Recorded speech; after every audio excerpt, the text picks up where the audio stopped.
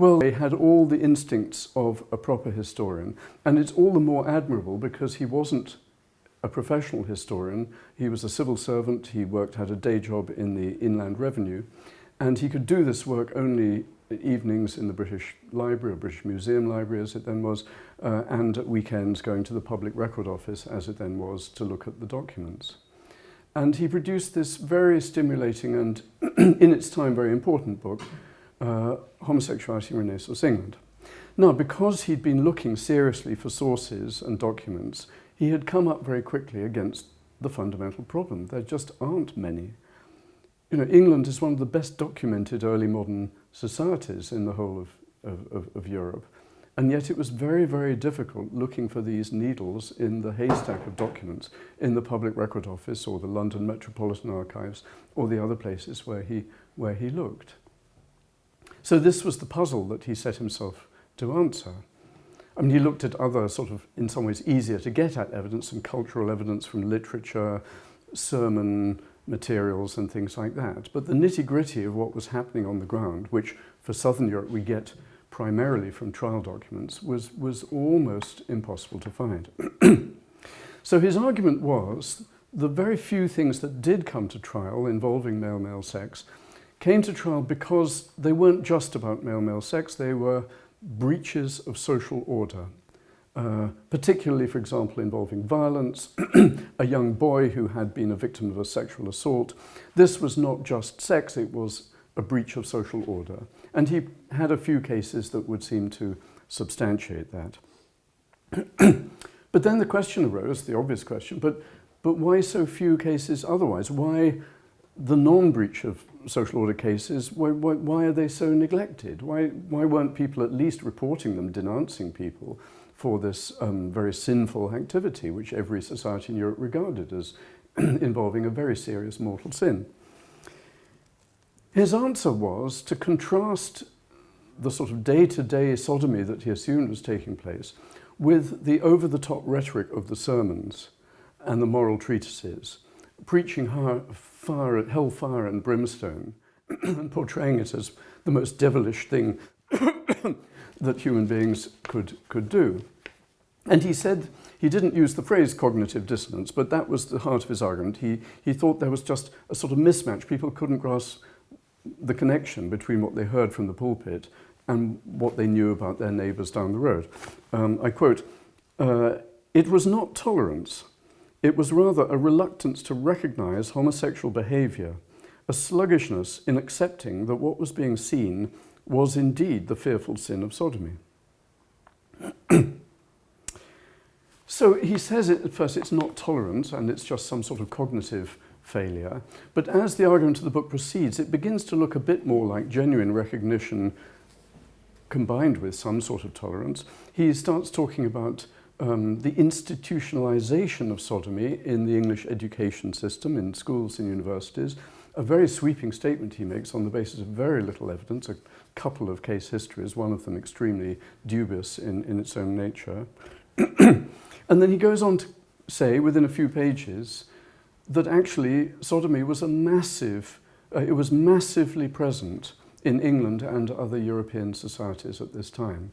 Now, where that came from is not explained. It doesn't have a footnote justifying it. So the argument begins to take this form, if I take it step by step. Sodomy was not denounced or prosecuted, or hardly ever denounced or prosecuted, because it was familiar. It was a familiar thing. It was denounced or prosecuted so very little because it was such a very familiar thing. Therefore, the almost complete lack of evidence shows that it was present on a massive scale. Now, I don't think I'm being unpleasantly satirical, well, it may sound unpleasant, but I don't think I'm being unjust to the essential argument there. There is something pretty odd about that. I mean, you know, every student is told at an early stage by a history tutor, absence of evidence is not necessarily evidence of absence. Fine, that is certainly the case. But to argue that near absence of evidence is somehow almost proof of omnipresence is I think, a step too far. So, a very strange argument, but it took on very quickly. And you have to ask yourself, why was this so successful? Why was it taken up by historians? And I think part of the answer may be there was an interaction with Foucault. He's publishing in '82, the Foucault essay, first volume of his History of Sexuality came out 6 years before that. He actually references Foucault in the introduction and in a long footnote and endnote, and he says I'm sort of broadly in Foucault's tradition. And I think there was a sort of zeitgeisty thing there which fed into or was able to feed on the growing acceptance of Foucault in the next decade or so of academic writing on these subjects. I mean, he doesn't treat it in a really Foucaultian manner, but I would say there are two aspects that have a whiff of Foucault about them. One is this attempt to reduce the reality of what's really happening to something political. Political in a very general sense, the exercise of power in society. So that point about breaches of social order ticks that box. And then on the other hand, a sort of default assumption that there was something much more like a sort of easygoing, free-flowing sexuality before modern categories and prohibitions were sort of fully incorporated in the society. And you get a sense of that also from Bray's text. I would have to say, to be honest, I think there's another reason why Bray's argument became so successful, and that is wishful thinking. And, you know, in the time I spent going through, I would like to say the entire modern secondary literature in this field, at least all the significant works, again and again I did get the impression that wishful thinking had pushed people to maximize what they could in the evidence. I mean, people like Bray, I could give many other examples, were not just gay historians, they were gay activists who were historians. I certainly don't criticize them for that. 1980s, quite a brave thing to be a proper gay activist. But there is sometimes a risk that one's beliefs and one's wishes that certain things should have been the case may have an influence on one's treatment of the evidence that shows, so far as we can tell, what actually was the case. But then the biggest reason why this caught on is a simple one, which you will recall from the first lecture, starting in 1985 with Rafael Carrasco writing about Spain, Guido Ruggiero writing about Venice. We suddenly get a flood of good, solid archival evidence from Southern Europe, culminating in that marvelous book by Michael Roque about Florence in 1996. And this shows that sodomy was much more widespread than any historian had previously been able to think, especially the Florentine evidence and later the similar evidence from Lucca. So retrospectively, subsequently, it looked as if Bray was absolutely validated. And so this sort of, I think, slightly lazy assumption was solidified that as we've got nice evidence from Southern Europe, we can just assume that it covers Northern Europe too. So we take what we know from Florence and we plonk it down as a sort of grand template onto Elizabethan London. That is basically what happened. One of the most prolific writers in this field, Randolph Trumbach, a professor at City University in New York, who's been writing since the 1970s actually, a pioneering writer then, to be honest, less pioneering in subsequent decades as he's tended to present the same rather sort of standard argument over and over again, but that's probably not his fault. He's been the go-to person for everyone editing another companion to, handbook of, encyclopedia of. But I have to say, as the decades roll past, the references become more and more to previous writings by Randolph Trumbach, and one senses that, you know, new scholarship is not really being fed into the machine. But he has really outlined the orthodoxy and helped a generation of historians to absorb that and to treat it as something more or less unquestioned. So he writes in one of his essays, Europeans before 1700, that's all Europeans, presumed that all males desired both women and adolescent boys. And then in another essay he says, well, they were right. I quote, in the Renaissance, all men desired both women and boys, and a substantial majority of men, brackets, here's a concession, if not all, close bracket, acted at some point in life on their desire for boys. Now that goes way beyond the Florentine evidence, which, I mean, it produced high statistics, but it certainly didn't show an absolute majority acting on that desire. Though he adds, unfortunately, it is not possible to prove statistically for England the existence of this sodomitically acting majority. As I shall go on to argue, indeed it is not. But then the other part of the problem arises when you look at Northern Europe, and particularly England, after about 1700. And this is something that historians were onto at roughly the same time. After 1700, you start getting pretty good trial evidence, Old Bailey trials, other trials, county assizes and so on, which do bring to light a much more sort of active and vibrant sodomitical world, particularly in London. And there's other evidence that seems to match that quite closely, coming from Paris and in the 1730s from the towns and cities of the Netherlands. This evidence is nothing like the Florentine evidence. It shows a different pattern of behavior. It shows adults seeking sex with adults. I mean, and with boys sometimes, or with boys instead of adults, but many adult sexual relationships. It shows elements here and there of deliberately, well, what we would call camp behavior, effeminacy as a kind of game-playing, role-playing activity among these adult sodomites. It gives evidence of some socializing among them, where they sort of meet together as such in order to share experiences and indeed to share sex. This suggests evidence of a kind of subculture and perhaps a kind of sense of identity. And this is all visibly very different from what we got from that Florentine and the Mediterranean evidence generally. So the questions arise, why so sudden? This appears to spring up out of nowhere around 1700. Trumbach has written that the change, this radical fundamental change, takes place within the space of less than 2 decades, from the late 1690s onwards. How is it possible in deep matters of human behavior, especially sexual behavior, cultural, psychological, social changes that one might expect to be long-term gradual things intertwined with other factors and so on, how is it possible they can all suddenly happen in less than 20 years? And when you look at the details of particularly how Trumbach has categorized this, it's clear we're not just talking about sort of one change. He goes through various claims. I counted 6 fundamental changes that he thinks took place simultaneously in this time, some of them mutually contradictory. He says, for example, men, a new model of masculinity suddenly arose, where to be masculine involved having sex only with women.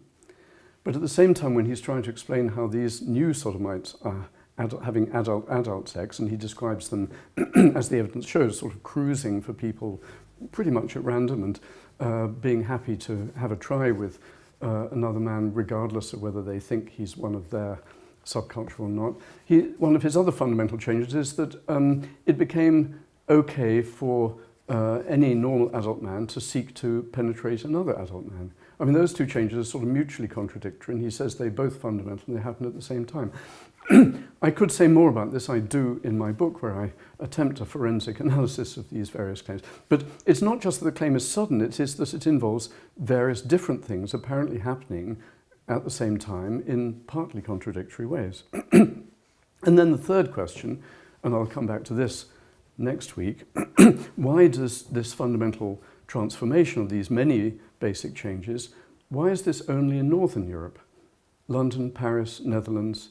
But as people like Trumbach have admitted, there's no sign of it happening elsewhere, well, not in Southern Europe, certainly. And it takes centuries for this change, so to speak, to percolate down to the Mediterranean region.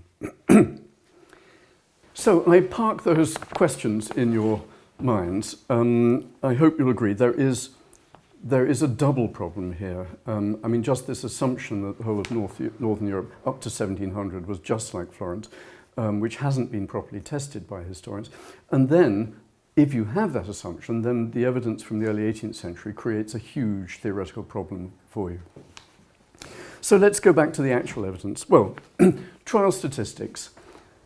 These can vary for all sorts of reasons.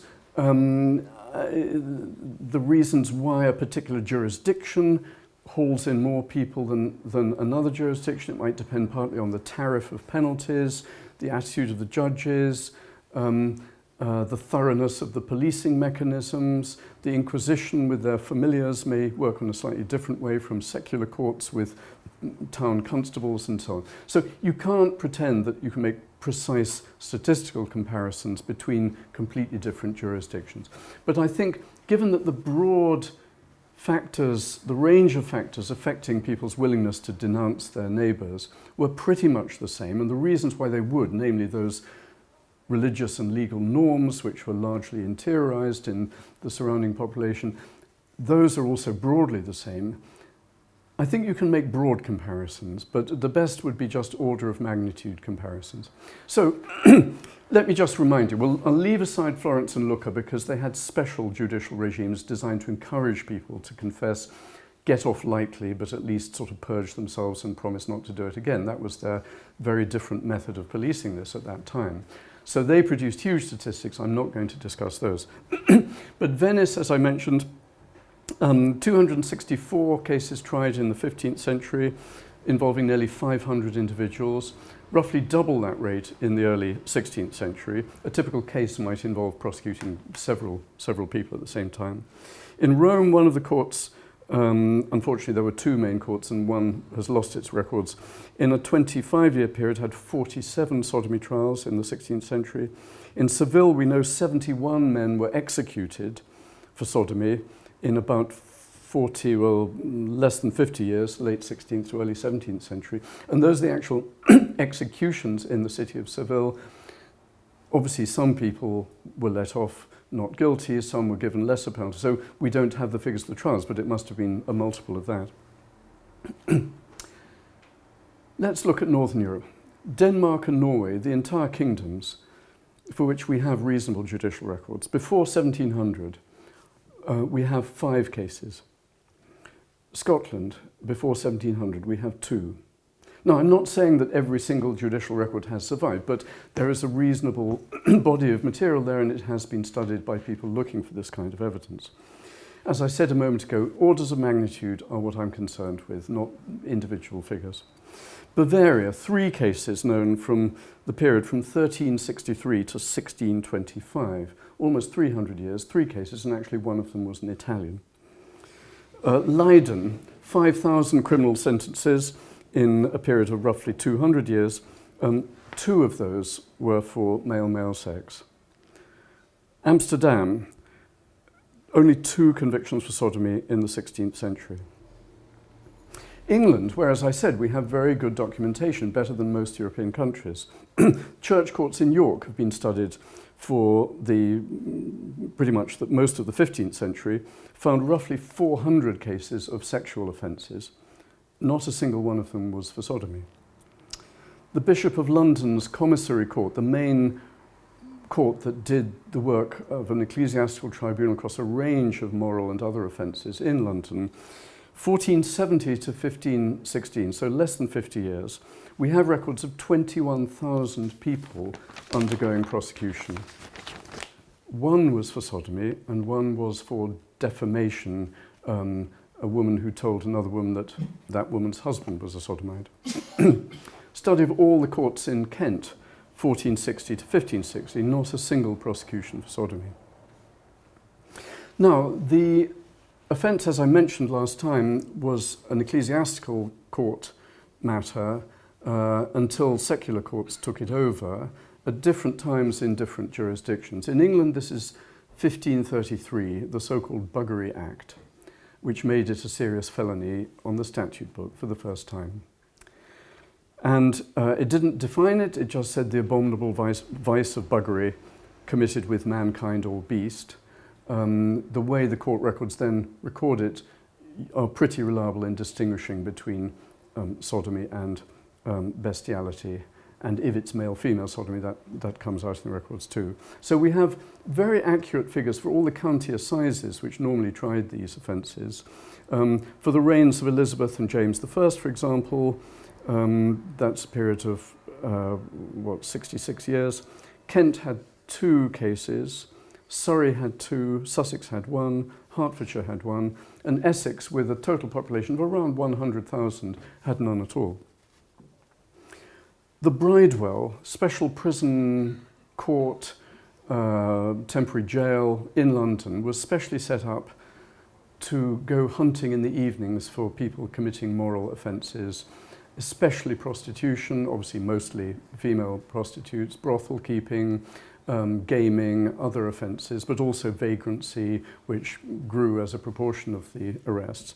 This was a very, very active thing. The Bridewell constables were hauling in many hundreds of people a year for sexual offences.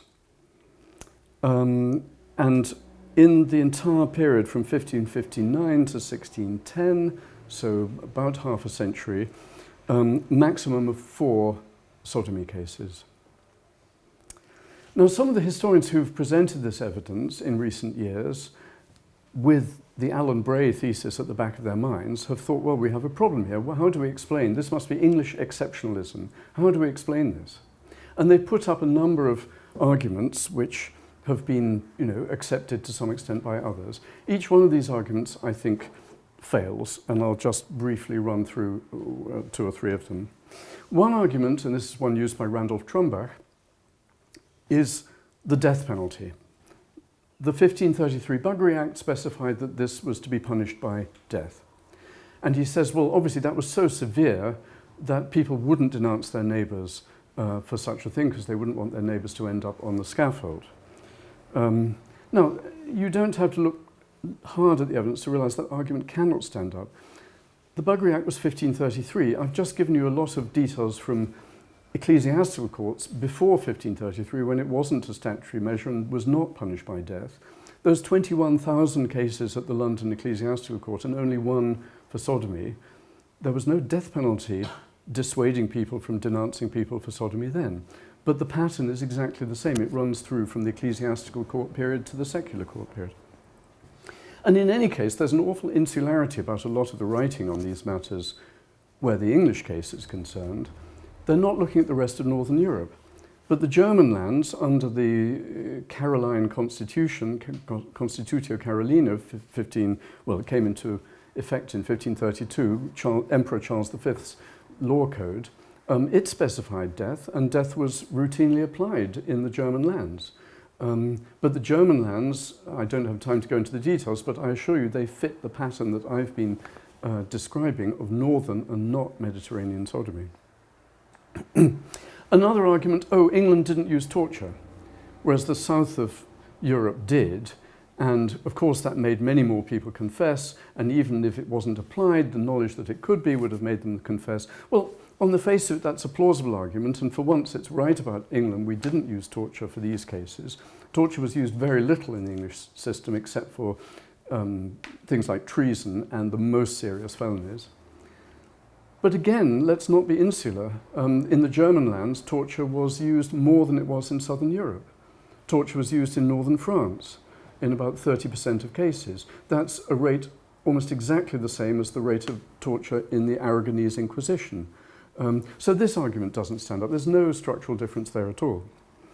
Then it's been argued, but the English law developed a legal definition that was so difficult to apply. It set such a high threshold. The textbooks began to say that, although the Act itself just said the abominable vice of buggery, the textbooks began to say this has to satisfy 2 basic criteria. The Act must involve both penetration and emission, ejaculation. And these things being inherently difficult to prove, this must have made it much less likely that people would be brought to court. But that's exactly the definition that's applied in the Portuguese Inquisition, where, as I told you in the first lecture, hundreds and hundreds of people were denounced, and indeed some thousands had their names supplied one way or other to the Inquisition as possible suspects. So again, I just don't think that explanation works.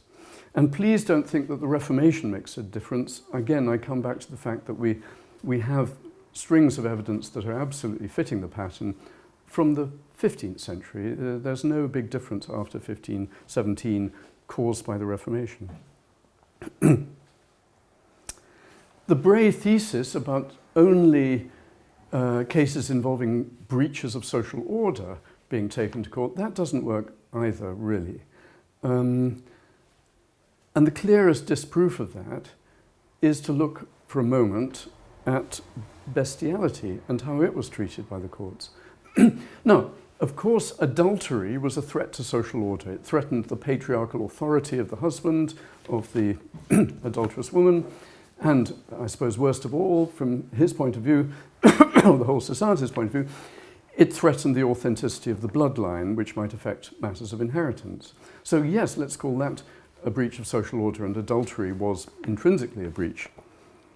But bestiality, which was treated in the sort of textbooks and the moral theology as another of these vices and mortal sins against nature, it's not obvious why a farmer in a remote barn or even remoter field, buggering a farm animal, why that is affecting social order at all. It's just not a matter of social order. Maybe a matter of moral revulsion for the surrounding population, given everything they've been taught, but you can't say this is a matter of social order. But an interesting fact, which I can't go into at length now, but you'll just have to take it from me, I give statistics in my book, is that bestiality was much more widespread in the courts of Northern Europe than sodomy.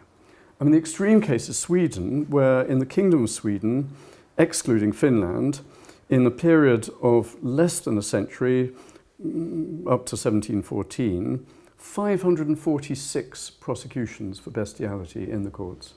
546. And as I said, up to 1700, we have only 2 for Sweden. In Scotland, again, we have 2 known sodomy trials before 1700. Partial search of the records has found 77 cases for bestiality from 1570 to 1734. And again, those county assizes, the home counties that I was quoting, similar imbalance there. And the statistics are the other way around in Southern Europe, where sodomy cases brought to trial significantly outnumber bestiality cases. So are we to say that people in Northern Europe had a special tolerance for sodomy? No. No more than we are to say that people in Southern Europe had a special tolerance for bestiality. I think the natural, commonsensical deduction from this evidence is that sodomy was actually more common in Southern Europe in that society, and that correlates with the fact that it took a different form. So this is what I want to talk about next, just for a few minutes, to emphasize that the difference is not just quantitative, it is qualitative. The nature of the sexual behavior is very different in Northern Europe. It's not age differentiated, and I'm talking about the period before 1700. I described a few things that were very obviously different post-1700 in London and Paris and so on, but I'm talking about the whole period before 1700 here. My work has really started from the high Middle Ages. A lot of it is adult-adult. On the best sample I can do of the English legal evidence, more than exactly half, or a limited sample, is adult-adult. In the German evidence, it's something like 2/3. Many cases involve both men and boys. I mean, the man, the sodomite, sodomizing both men and boys on different occasions. It's more, in that sense, probably more indiscriminate. Is it significant that boys are present in these statistics? I mean, the historians committed to the Florentine one-model-fits-all approach have cherry-picked the examples of men and boys and kept rather quiet about the ones of men with men. Should we be surprised that there are some of men exploiting boys? I don't think so, given the nature of these early modern societies, where most boys left home for some sort of work or training around the age of 13 and 14. Many of them ended up far from home. They didn't have a parent to go home to. Their apprentices slept in the master's shop and so on. It was a much more hierarchical society. To put it crudely, there were many more boys to exploit. I mean, this is true in Southern Europe as well. It's a pan-European thing. But I don't think we should be so surprised that there's a significant proportion that are boys. But what I don't see in this evidence at all is what you get from the Mediterranean evidence, which is a sense of an accepted sort of life cycle, where in your teens, as a boy, you are liable to be both desired and possibly sodomized by an adult man. And then above the age of about 20, it's your turn to go after the boys. I don't get any trace of that, but there are clear cultural references to that in, for example, Italian literature. There's a greater range of sexual activities outside the Mediterranean pattern. In Northern Europe, obviously, you get passive adults, you get reciprocal pairs of adults, you get men who clearly have no interest in women, who are described as only loving boys.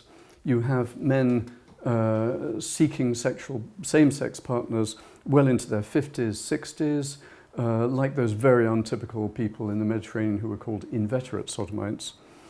You get some cases of group sex, I mean, a rare thing, but certainly more than you do in Southern Europe. And quite often what that involves is groups of men meeting for mutual masturbation, which is something pretty much unknown in all the rich records we have of Southern European sexual activity of this kind. You get men clearly showing some sort of interest in the other man's genitals. A sort of pick-up technique of an amazingly crude kind is simply sort of grab at the other man's genitals in a tavern or whatever. Perhaps protected by the idea that some people just wouldn't realize what the significance of this was, and then some would or would be interested. But again, this is not something you get in the Mediterranean evidence, except in a few exceptional cases. So my conclusion, the Mediterranean pattern was not dominant in Northern Europe. And what I've just said is based on evidence from England, France, the Netherlands, Scandinavia, the German lands down to Switzerland and Austria. So, in my book, I have a whole chapter on literary representations, which tends to confirm this. I won't go into this now for reasons of time.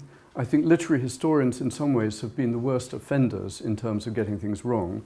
They've swallowed the Alan Bray thesis wholesale and have then gone looking for evidence of sodomitical desire and its expression or representation.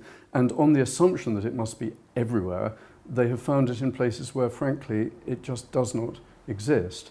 You know, two people in a Jacobean play, two men who share a bed. This is absolutely normal in early modern European societies, had no sexual significance. But it gets worse than that. I won't go into it now. I do have a whole chapter on this in my book. I'll give you just one example from actually a very good literary historian. I'm sorry to sort of hold him up to shame and ridicule, but I did think this was rather marvellous. Quoting from a rather obscure travel journal from 1609, a group of English friends travelling around Ireland, unusually. And the man says, well, we went to this inn in a country town. And in the morning, when we woke up, the servants came into the room, started laying the fire. And we sort of yawned and we got out of bed and we greeted one another. Some greeted some of the others by the back way, which does not seem very seemly.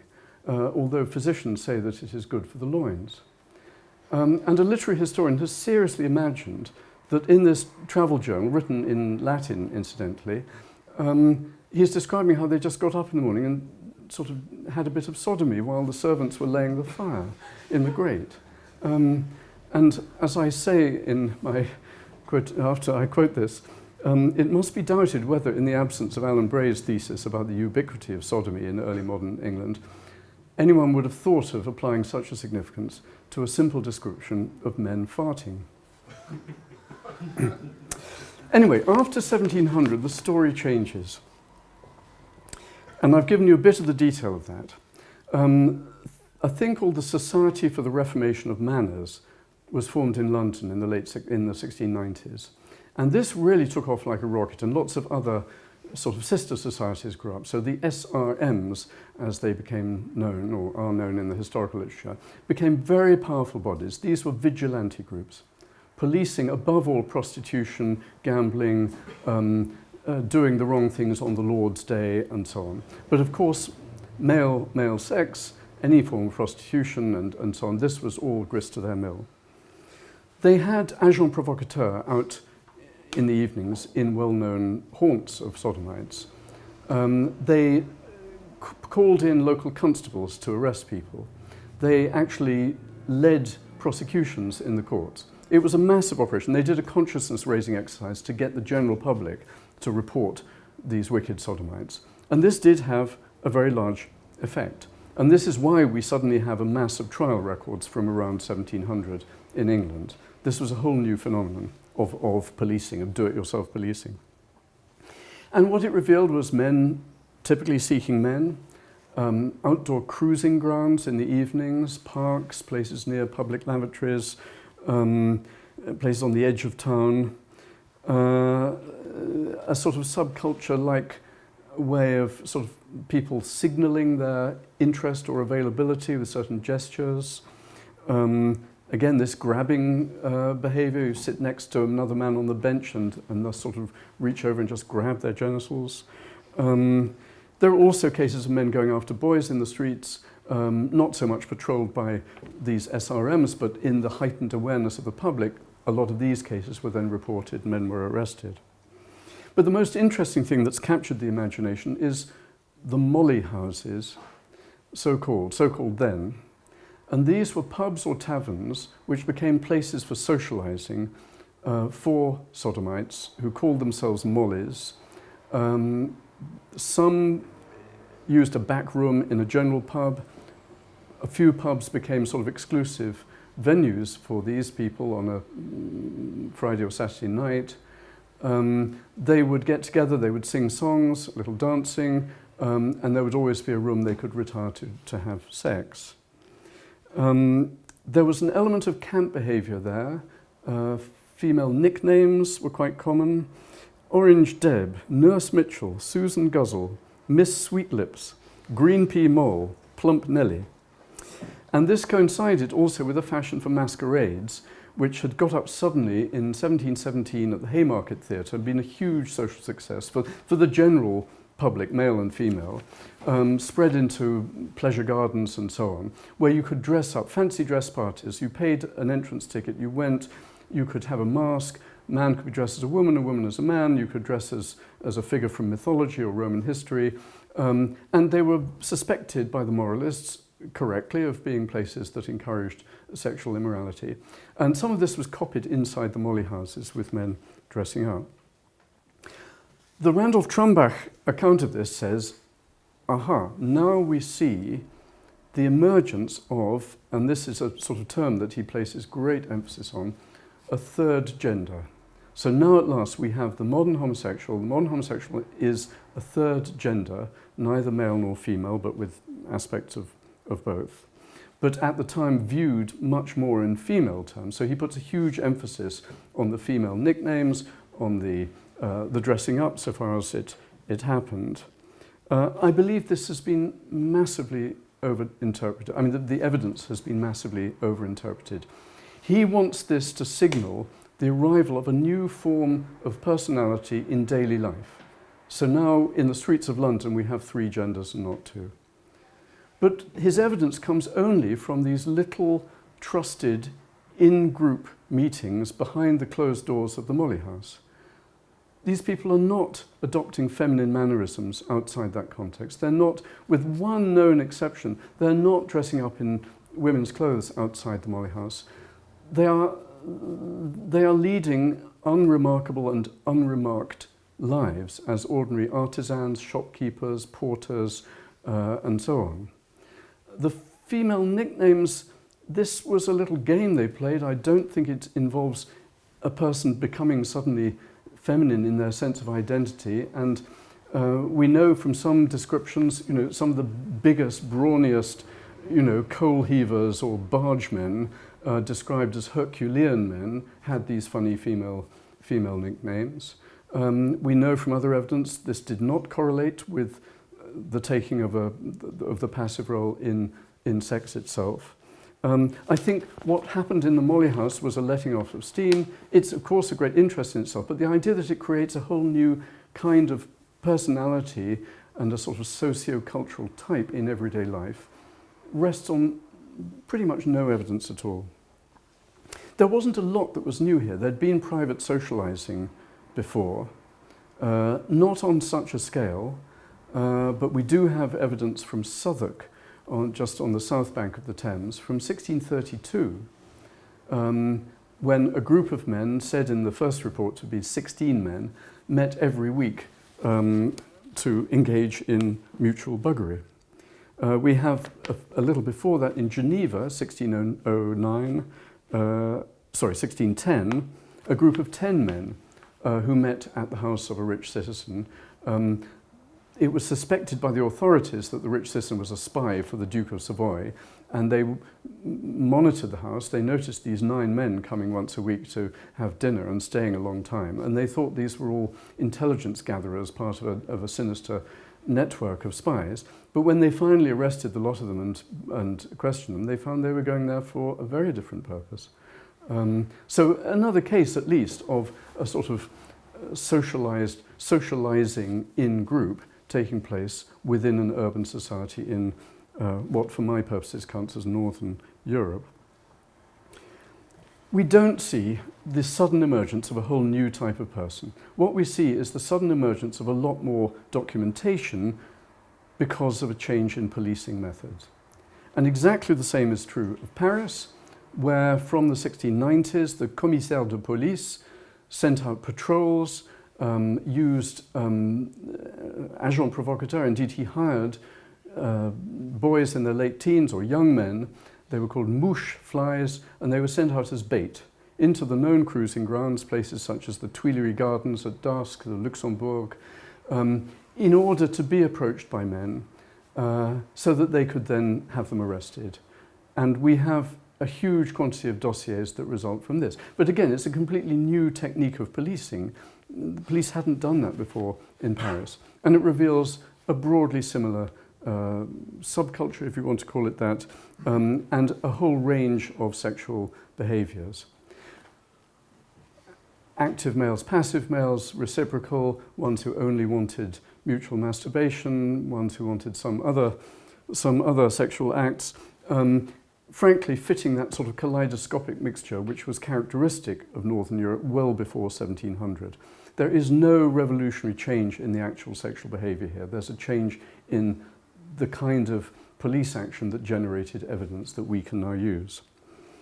And the third example is the Netherlands from 1730. Now, this is not so much a systematic change of policing methods, it's more a matter of a national moral panic. And it seems a very chance sequence of events. 2 men were caught in flagrante in the semi-ruined bell tower of the cathedral at Utrecht, brought in for questioning, asked who else they'd committed sodomy with, various names. One of those was brought in, he was questioned, and then one of his contacts was brought in for questioning, a young man aged only 22 called Zacharias Wilsma, who it turned out had been the most extraordinarily prolific sodomite, for his age. And obviously also blessed with a very good memory, because he supplied a list of 144 named sexual partners that he had had in the previous few years. They noticed among these names some pretty high up people, some senior magistrates at other cities, some aristocrats. They began to think, well, this is important, we need to treat this very seriously. They compiled lists of names of people from different cities. They wrote to the magistrates in those cities, you've got to investigate these. They wrote to the 2 main military courts, because some of them were soldiers. And this sort of seeded a great moral panic that took off in the Netherlands within a few months. The court of Holland and Zeeland issued a placaat, a formal decree against sodomy with much stricter wording and penalties than had hitherto been the case. The publicity of these trials in different places got social awareness to a much higher level. People started denouncing their neighbours. The evidence reveals a similar situation where cruising grounds are concerned, signalling, some of those things. Not quite so much where the molly houses are concerned, though there were inns or private houses that people would go to that were called lolhuizen, a lol house.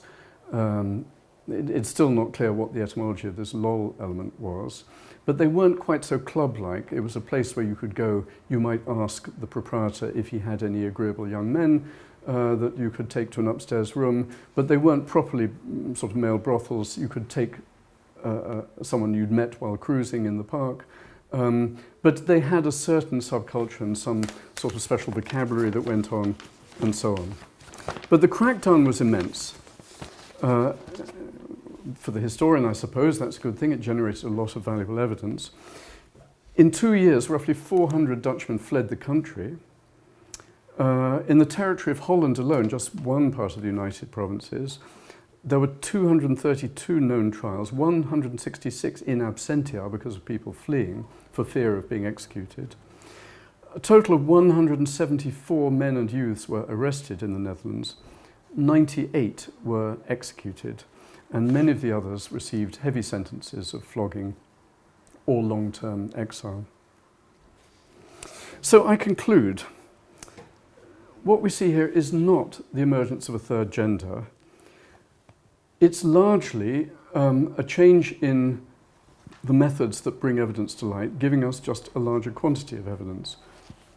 Qualitatively, much of this, the essential forms of sexual behavior that differ so fundamentally from the Mediterranean man-boy pattern, these things can be traced all the way back to long before 1700. There is continuity there. There is not a sudden crisis or sudden emergence. And anyway, how could there be? For there's sort of deep changes in human behavior. It just goes against every instinct of a historian to think that these things could suddenly come out of the blue and simultaneously almost in different countries. It just doesn't make sense. So the fundamental error there, I think, was the one that blindly took the Florentine evidence and plonked it down as a template on Northern Europe. And all these other errors basically flowed from that. So I haven't tied up all the threads, so I'm going to do that in the next lecture. I'll just end with a small point because my book was published about 3.5 weeks ago, I think. The first review, which was a big, very nice one, I can't complain, by Dermot McCulloch, professor at this university, or emeritus professor. He made one substantive criticism, or would-be substantive criticism. He said Malcolm contradicts himself because talking about England before 1700, he says, well, we can use the very small quantity of trial records to show that this was a much smaller scale phenomenon. But then after 1700, when we have a lot of trial records, he says, oh, this is simply because of a change in policing. The phenomenon has not changed. Well, that's not entirely true. I do say, I think, with the liberalization of values of public morality in the second half of the 17th century, and with increasing urbanization, the opportunities for something more like a flourishing subculture had grown, and there can be a sort of quantitative change there flowing from the qualitative. But he's right, my basic argument is continuity, as I said a moment ago. But he said these two arguments cannot both be true. And I just want to explain, no, they are, well, I think they're both true. I've given you reasons for that, but I can give you now reasons for saying they are perfectly consistent. The pre-1700 argument rests on a comparison between Northern Europe and Southern Europe. That's what the comparison is. For societies which broadly have the same mix of factors encouraging people to denounce, to prosecute, and so on, they may vary in different ways from here and there, but broadly there is no fundamental structural reason why those factors are greatly different in the North and in the South. Broadly they're the same across Europe. If we make a comparison between North and South, and we find that for a given level of willingness to denounce, which we assume is the broad substratum across the whole of Europe, we get a different order of magnitude in the number of denunciations and prosecutions. That tells us something about the North vis-à-vis the South. I mean, that argument I think is just valid. But my second argument about England post-1700 is not comparing Northern Europe with Southern Europe, it's comparing the statistics that arise in the courts post-1700 in England with the ones we had pre-1700 in England. So let us assume that for any given place in a given year, there is X number of people actually committing sodomitical acts. It's only going to be a very small fraction of X that turn up in the courts in every year for all sorts of obvious reasons. Now that fraction, very, very small pre-1700, is then raised to a larger fraction, but it's still a very small fraction post-1700. That's all I'm saying. There's no contradiction between those two things. But I just thought I should emphasize that and as this lecture is being recorded, sort of put it on the record, because I will wait and see whether historians produce knockdown arguments that destroy the case I'm making in this lecture series, but my personal opinion, it won't surprise you, is that the case is valid.